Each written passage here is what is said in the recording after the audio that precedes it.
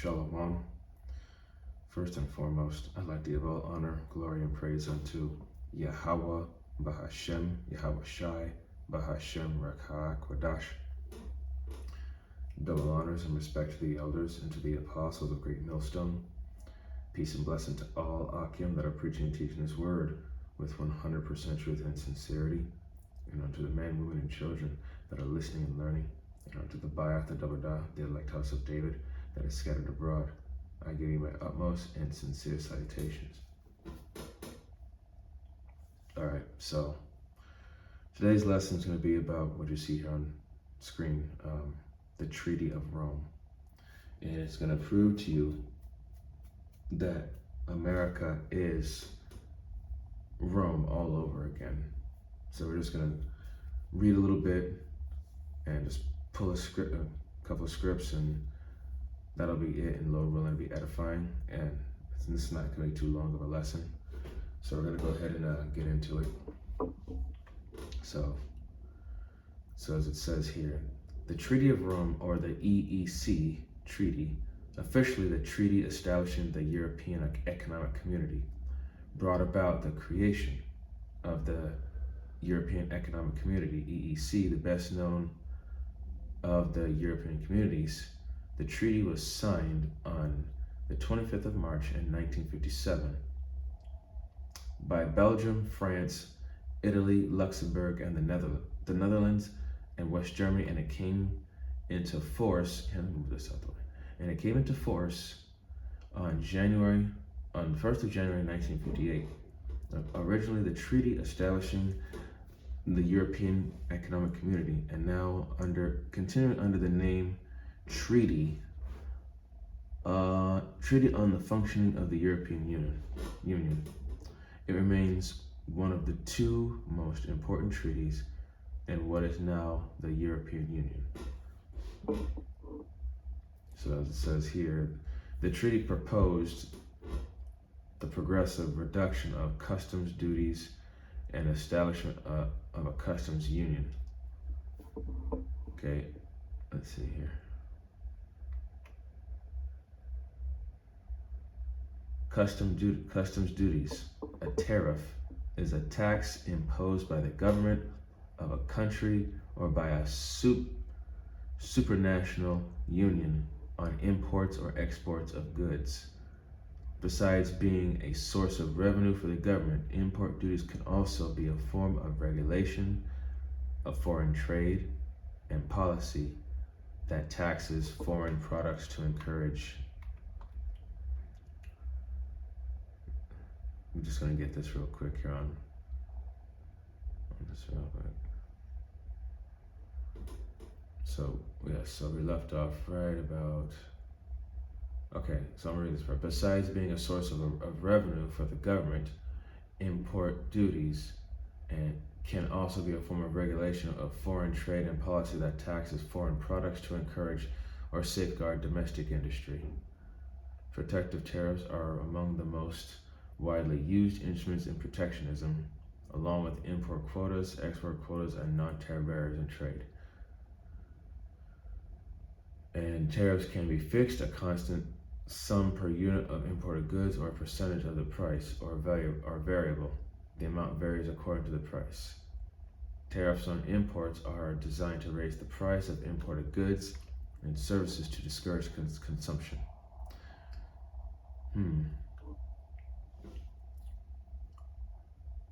So,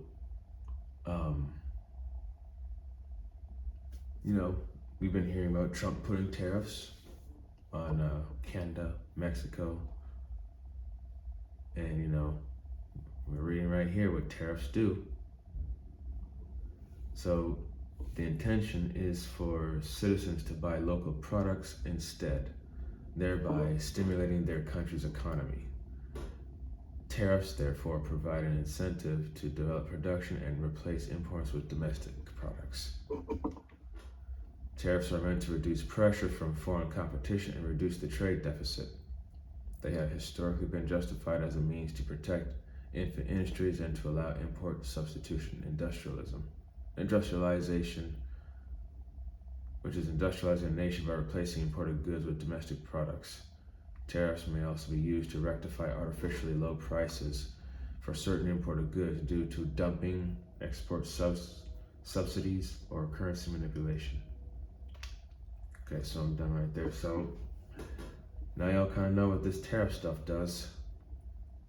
So, one thing's going to lead to another. And it says here custom unions, which is generally defined as a type of trade bloc which is composed of a free trade area with a common external tariff. So it proposed to create a common market for the goods, labors, services, and capital across member states. It also proposed the creation of a common agriculture policy, a common transport policy, and a European social fund, and established the European Union. The treaty has been amended on several occasions since 1957, with the Maastricht Treaty of 1992 removed the word economic from the Treaty of Rome's official title, and in 2009 the Treaty of Lisbon renamed it the Treaty on the Functioning of the European Union. So just to go into a little bit of history, in 1951 the Treaty of Paris was signed, creating the European Coal and Steel Community, the ECSC. The Treaty of Paris was an intentional treaty based on international law designed to help reconstruct the economies of the European continent, to prevent war in Europe, and ensure lasting peace. The original idea was conceived by Jean Monnet, who was a French civil servant, entrepreneur, diplomat, financier, and administrator. An influential supporter of European unity, he is considered one of the founding fathers of the European Union. So, a senior French civil servant, and it was announced by Robert Schuman, who, right here is Jean Baptiste Nicolas Robert Schuman, was a Luxembourg-born French statesman. Schuman was a Christian democratic political thinker and activist, twice Prime Minister of France and Reformist Minister of Finance and a foreign minister. He was instrumental in building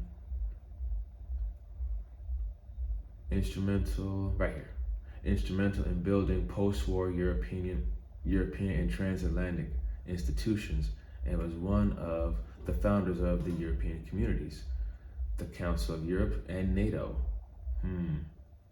The 1964-1965 academic year at the College of Europe was named in his honor. In 2021, Schuman was declared venerable by Pope Francis in recognition of his acting on Christian principles. So you can go more into this on your own time. I'm not gonna read too much, but yeah, man. And I even let's see here. Going back to the Treaty of Rome, the French foreign minister, in a declaration on the 9th of May 1950, the aim was to pull Franco-West German coal and steel productions because the two raw materials were the basis of the industry, including war industry and power of the two countries. The proposed plan was the Franco-West German coal and steel production would be placed under a common high authority. And high authority was the executive branch of the former European Coal and Steel Community, the ECSC. It was created in 1951 and disbanded in 1967. All right, within the framework of an organization that would be open for participation to other European countries. The underlying political objective of the European Coal and Steel Community was to strengthen Franco-German cooperation and banish the possibility of war. But let's see. France, West Germany, Italy, Belgium, Luxembourg, the Netherlands, which are all part of those 10 horns.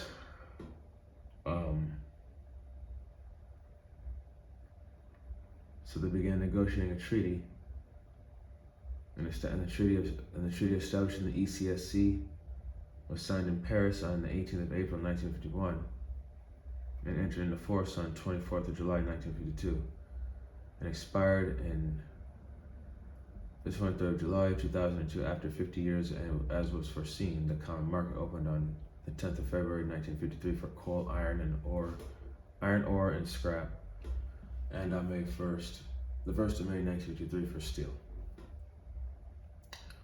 Partly in the aim of creating a United States of Europe. All right. So we're gonna go ahead and get the scripts real quick. This is gonna be the book of Daniel. Let's see here.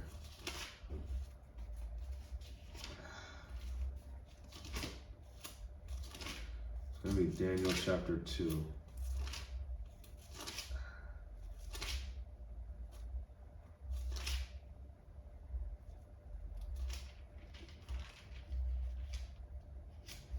Daniel chapter 2, starting at verse 40, and it says, "And the fourth kingdom shall be strong as iron, for as much as iron breaketh in pieces, and subdueth all things, and as iron that breaketh all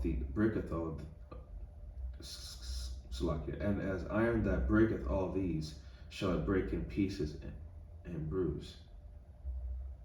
Verse 41, "And whereas thou sawest the feet and toes, part of potter's clay and part of iron, the kingdom shall be divided, but there shall be in it of the strength of the iron. For as much as thou sawest the iron mixed with miry clay." Verse 42, "And as the toes of the feet were part of iron and part of clay, so the kingdom shall be partly strong and partly broken." And verse 43, "And whereas thou sawest iron mixed with miry clay, they shall mingle themselves with the seed of men, but they shall not cleave one to another, even as iron is not mixed with clay." Okay, so that iron mixed with miry clay, like back in ancient Rome, there was how Rome had control over many provinces and other cities. It's the same thing, just like how they were all connected, but they were all divided. Like how today would be the NATO, the North Atlantic Trade Organization, NATO, and the EU, the European Union, and we all know who's part of that European Union. The whore of Babylon, which is AKA America. And why I'm saying that we're in Rome all over again is because we're going to get into that over here, but I just want to read a little bit of the Treaty of Rome and how it got started. And this right here, let me get a close up here.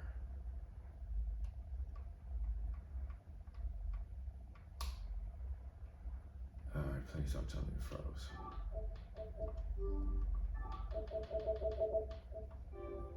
I'll just open it back up real quick.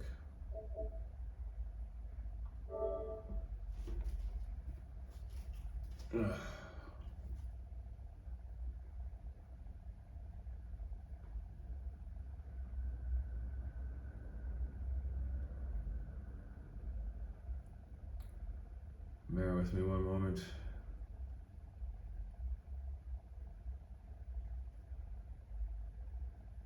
Oh man, this is taking long to load.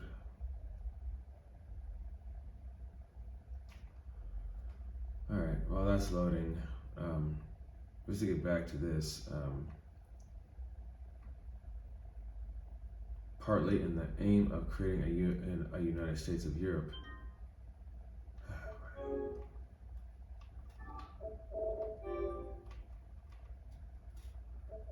Esau's messing with my internet now.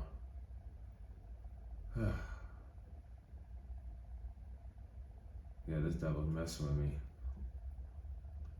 Because it would not take this long to load.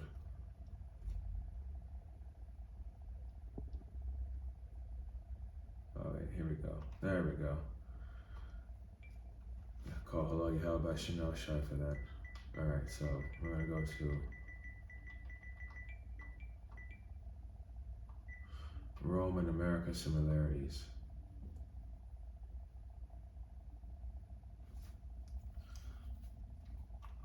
So we're going to go ahead and get some of this.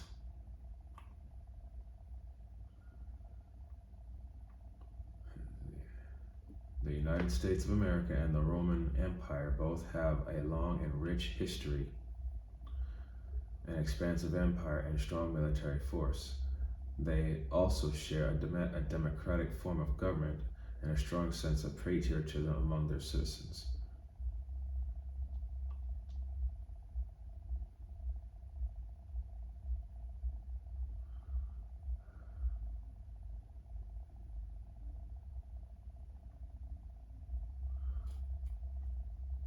It says, what are the similarities between the United States of America and the Roman Empire? What would it take for the USA to fall like Rome did?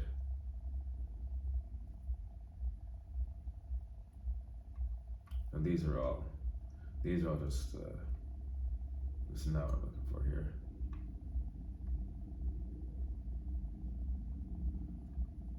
So we got all these, see right here. The United States government has deep-rooted connections to ancient Greece and Rome, from principles of democracy, separation of powers, and the rule of law, to the design of important buildings and symbols. These ancient civilizations have left a lasting impact on how we govern ourselves. Oh yeah, this one doesn't support it, of course. And what are the three similarities between the Roman and U.S. government? Both Roman Republic and the United States have a tripartite, meaning three systems. That means the government is made up by three branches. The three branches are legislative, judicial, executive. Both governments have the power to veto. So let me see if I can get in here. Yeah, I can get in here.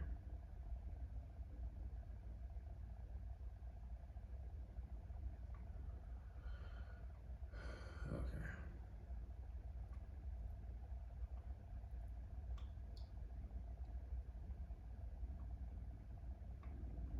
Oh, I tell you, man, this thing be lagging sometimes. Salakia for that.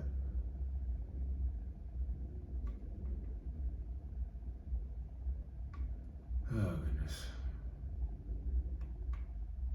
Bear with me, please. Salakia.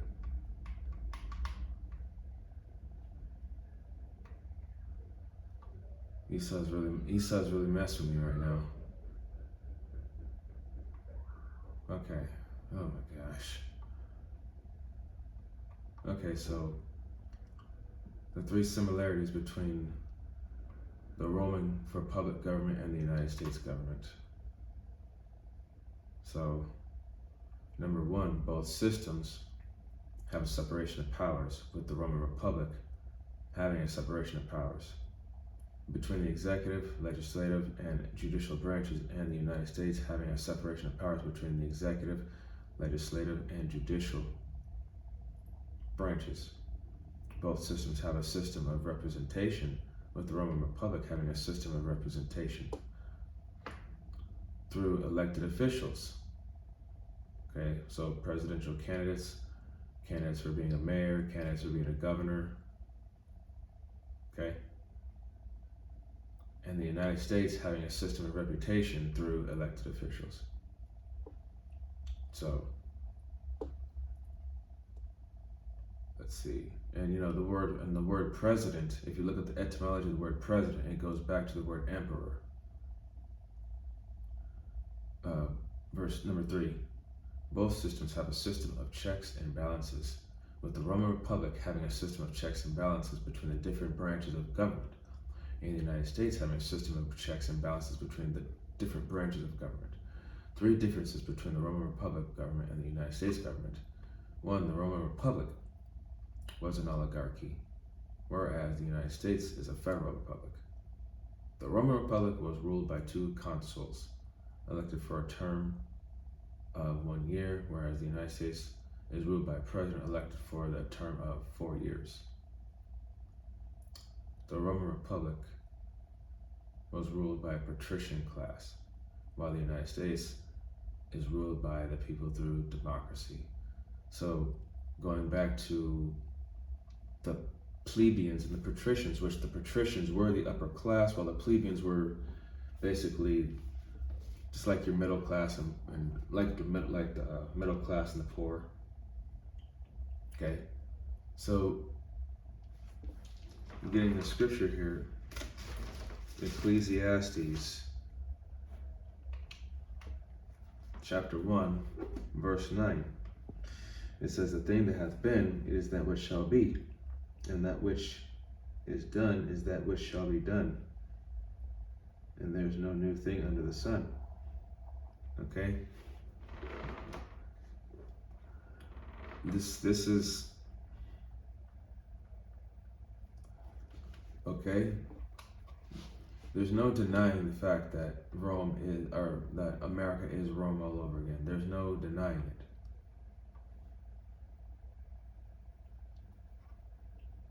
Okay? There's no denying it anymore.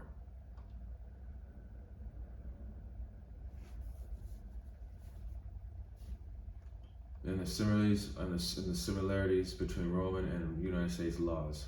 Both Roman and U.S. legal systems are based on the principle of the rule of law, where laws, not individuals, dictate governance and legal proceedings. Written codes, the Romans developed extensive written legal codes such as the 12 Tables and later Justinian Corpus Juris Civilis. All right, let's see. So yeah, man, this is, no, let me get the word revised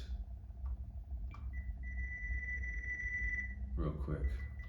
Revised.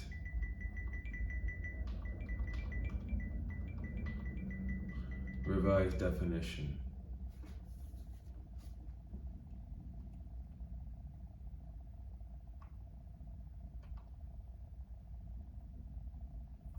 Okay, so the word revise.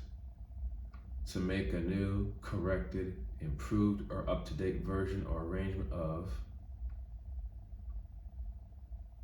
Revised, written or printed matter having been altered or corrected. A revised edition of the novel.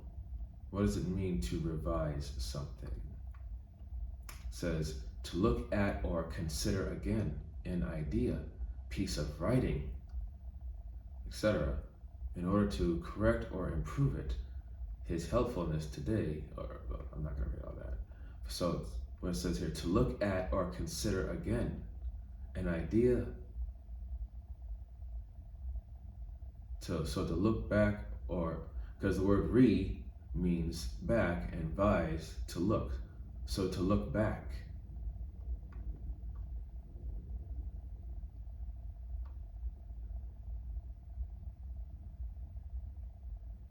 So to look back, okay? Let me see, was it Revelation? So I can bear with me here. Revelation chapter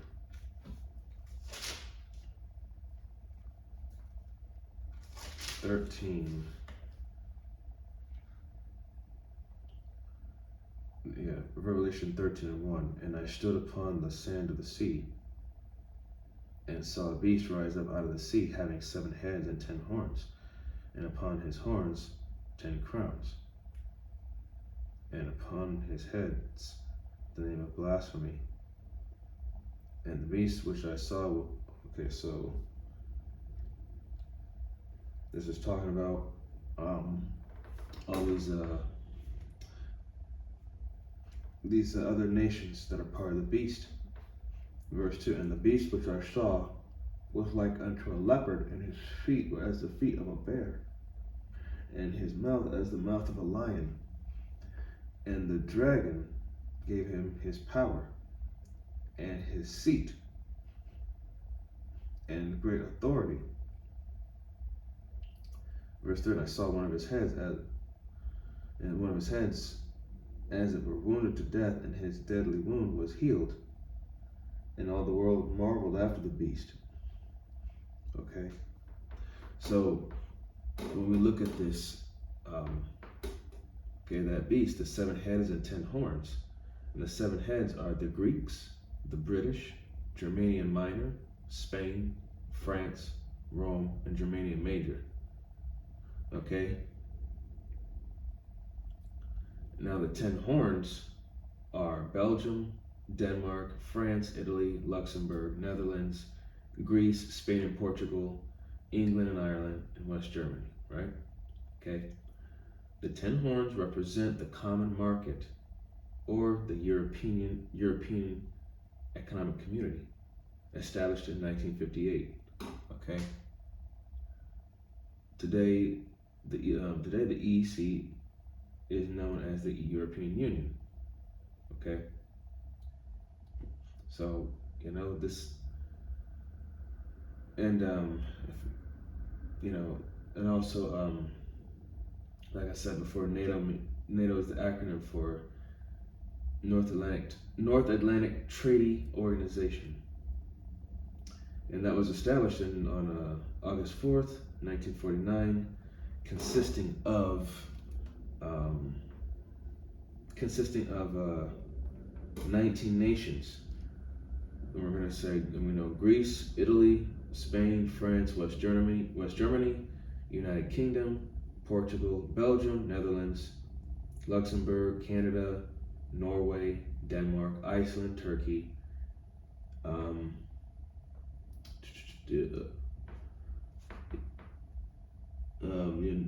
United States, Poland, Hungary, Czech Republic.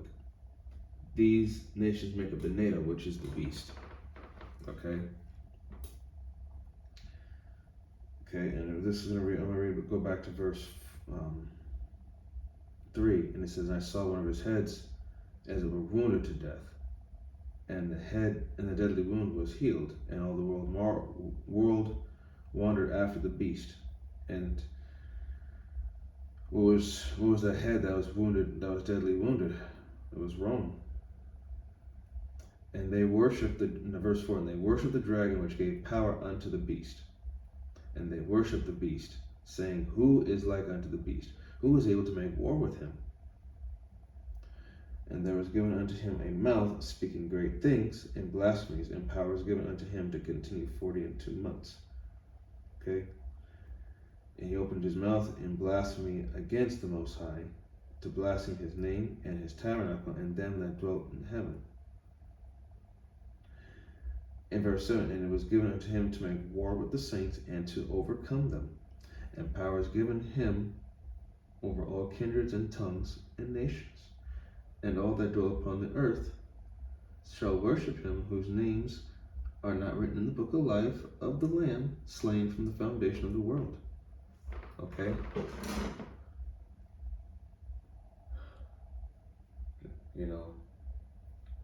And who is the harlot that sits atop this beast right now?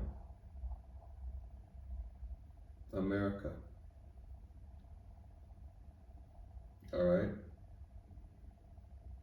The mother, this America, aka Babylon, the mother of harlots. This place is the city of harlots because it's on that woman worship bullshit. Okay. This is no different from back then. It's just the same, but just as it says, to make a new, corrected, improved, or up-to-date version or arrangement of. So America is revised. It's just made with it's just made with a few improvements, tweaked a little bit. So Back to Ecclesiastes 1 and 9. Nothing new under the sun, man. You know, after what I just told you, if this doesn't tell you that Rome is America and America is Rome, I don't know what else to tell you, because the signs are clear. You can even see it in the structure of the buildings. And like I said, you know, the way things are governed is it's perfectly clear. It's perfectly clear that we are in Rome. So, and like I said, oh, and like right here, decline of an empire, parallels between the U.S. and Rome. So, like America, Rome was founded by refugees from Troy, at least in the myth. Like America, it was ruled by kings in its early history. Later Romans, never mind that. So, yeah, man, there's so much stuff here on that can just show you proof that, you know, America is basically modeled after Rome.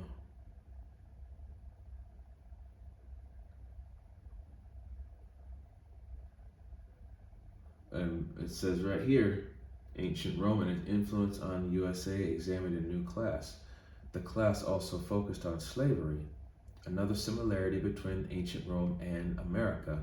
Both were slave societies. So,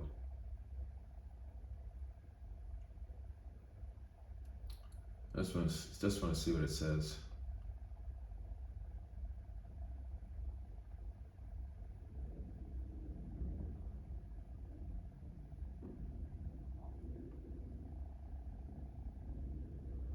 Okay, so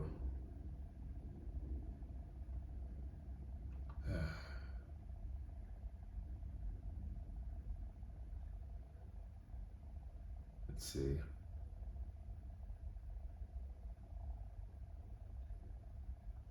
Oh, it doesn't. Never mind then. But here's another thing too it says about Roman America. While some see similarities in moral decay, which we see right now with just how perverse this place really is, others see it in military might or political corruption. Yeah, political corruption. But yeah, that's all I had on this. So I just hope it was an edifying lesson, but I could get one more script here just to finish it off. Daniel 7 and Daniel chapter 7, verse 8. And it says, I considered the horns, and behold, there came up among them another little horn, before whom there were 3 of the first horns plucked up by the roots. And behold, in this horn were there eyes like the eyes of a man, and a mouth speaking great things. Okay, so the 3 little horns, like go back to where it says, before them there were 3 of the first horns plucked up by the roots, and behold, in this horn were the eyes like the eyes of a man, and a mouth that speaking great things. We're just talking about America, because before America became its own thing and became independent, you know, you had the Spanish, the French, and the British colonies over here, and then, you know, there was war and conflict amongst them. Okay, so you can look up the French Indian War, the Spanish American War, and of course the Revolutionary War, which is with, you know, America gaining its freedom from Britain and, you know, establishing itself as an independent state in 1776, I believe. So yeah, you know, this is really, you know, I don't know, what more could you ask for? Okay, so the word revised means to look back.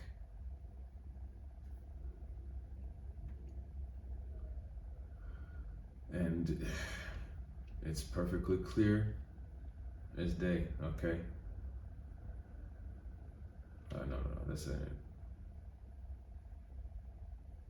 So you know, I just proved to you that this is it. You know, America is Rome all over again.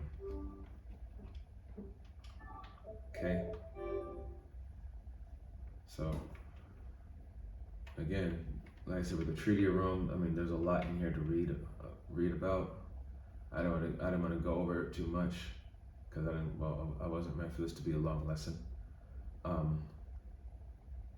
But yeah, you can read it on your own time. But Lord willing, that this was an edifying lesson to the body and the few sincere believers and listeners. And with closing, I'd like to give all honor, glory, and praise unto Yahweh, Bahashem, Yahweh Shai, Bahashem, Rekha Kodash. Double honors and respect to the elders and to the apostles, the great millstone.